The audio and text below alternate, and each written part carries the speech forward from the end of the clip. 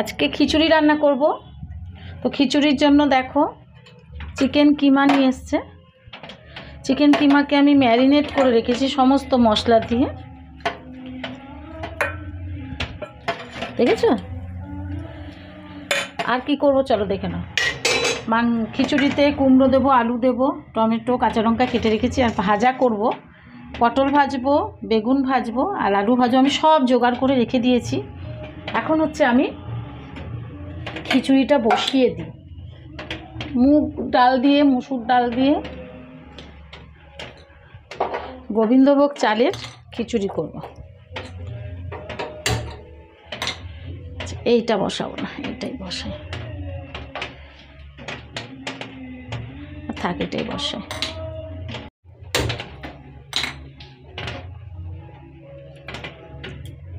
চাল ডাল বসিয়ে দিয়েছি, মুগের ডাল ভেজে এর মধ্যে একসাথে দিয়ে দিয়েছি, বসিয়ে দিয়েছি। এটা হতে থাকুক বন্ধুরা, একটু মিডিয়াম ফ্লেমে দিয়ে দিই। আর এগুলো সব রেডি করে রেখেছি। এতে শুধু একটু আদা, রসুন আর পেঁয়াজ একটু মিক্সড করে মিক্সিতে পিষে দিয়ে দেবো।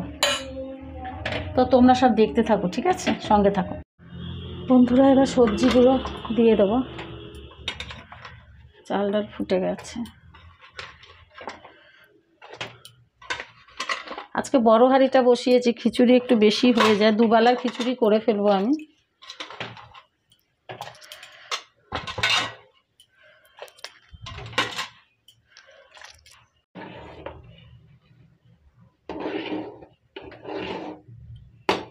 বন্ধুরা মাংসটাকে কষাচ্ছি।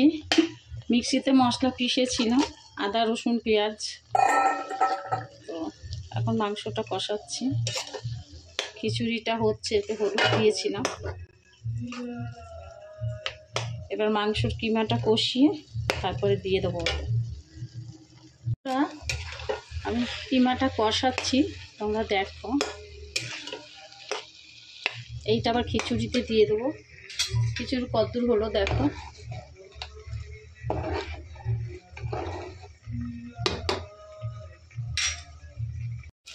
বন্ধুরা কিমাটাকে কষাচ্ছি, দেখো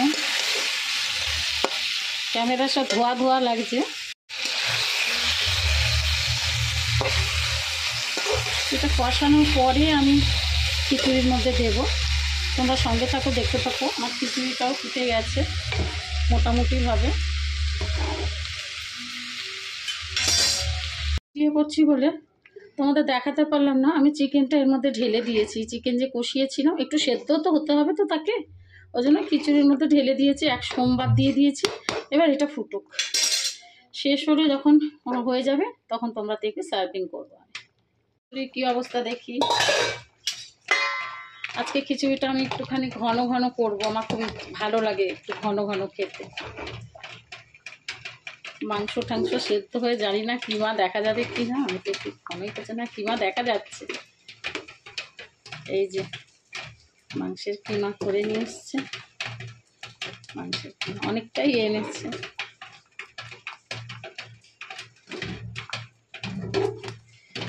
তোমাদের কার কার খিচুড়ি ভালো লাগে বলো, জানাও আমাকে খবর।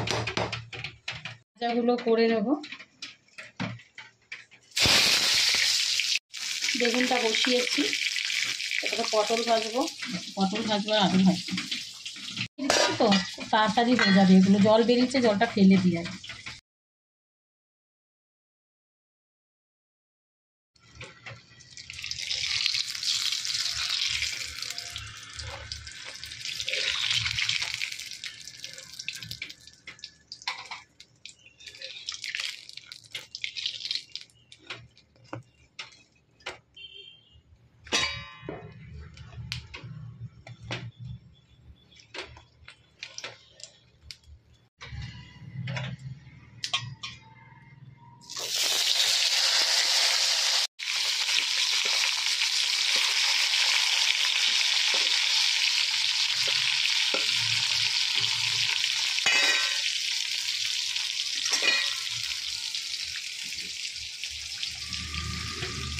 বন্ধুরা খিচুড়িটা অনেকটা ঘন হয়ে গেছে, আমি তো ঘন চাইছিলাম।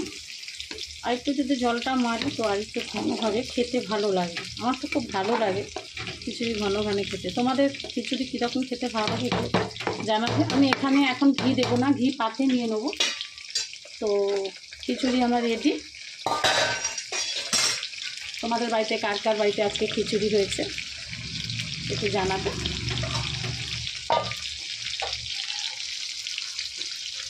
কলাই আলু দিয়ে দিয়েছি। আমার পটল ভাজা হয়ে গেছে, বেগুন ভাজা হয়ে গেছে। এবার আলু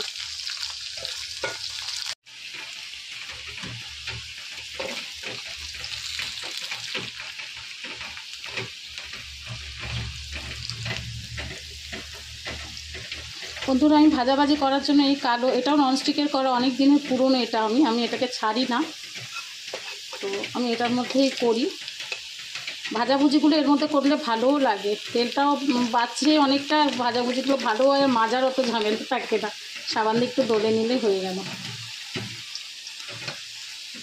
আমার সব ভাজা হয়ে গেছে, আলু ভাজা, পটল ভাজা, বেগুন ভাজা হয়ে গেছে। আর খিচুড়িটা একবার দেখে নাও। খিচুড়িটা আমি একটু ঘন করার চেষ্টা করেছি, এই দেখো ঘন হয়ে গেছে, দেখেছো? তোমাদের কেমন লাগছে?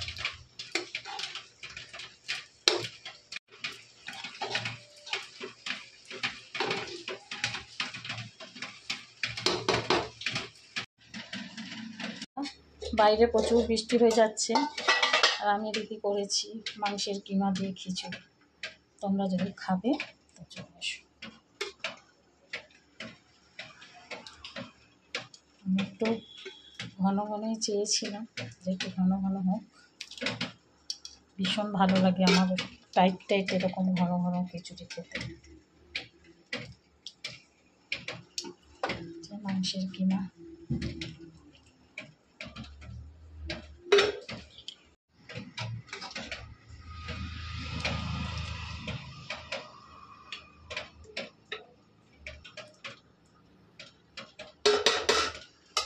তোমরা কে কে ভালোবাসো আমাকে জানিও।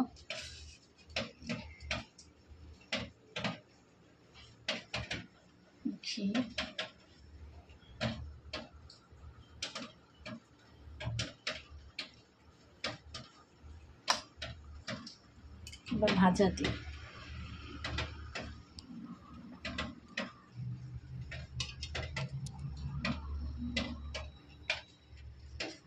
দাদা বেগুন ভাজা খায় না, একটা দিই, দেখি যদি খায়। তোমরা দাদা বেগুন ভাজা খায় না বন্ধুরা, তাহলে তোমরা চলে এসো।